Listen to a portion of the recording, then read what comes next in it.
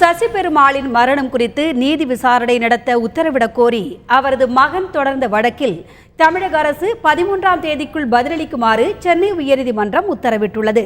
தமிழகத்தில் மதுவிலக்கை அமல்படுத்த கோரி போராடி வந்த சமூக ஆர்வலர் சசி பெருமாள் மார்த்தாண்டம் அருகே உண்ணாமலை கடை பகுதியில் உள்ள அரசு டாஸ்மாக் மதுபான கடையை அகற்ற கோரி செல்போன் டவரில் போராட்டம் நடத்திய போது உயிரிழந்தார்.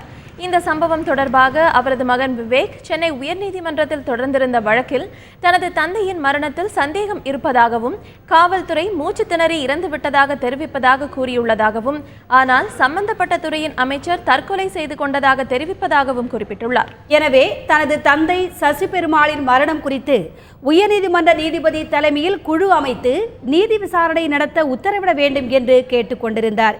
இந்த வழக்கை விசாரித்த நீதிபதி எம் சுந்தரேஷ் இந்த வழக்கு குறித்து தமிழக அரசின் தலைமை செயலாளர், உள்துறை செயலாளர் உள்ளிட்டோர் வருகிற 13ஆம் தேதிக்குள் பதிலளிக்குமாறு உத்தரவிட்டனர்.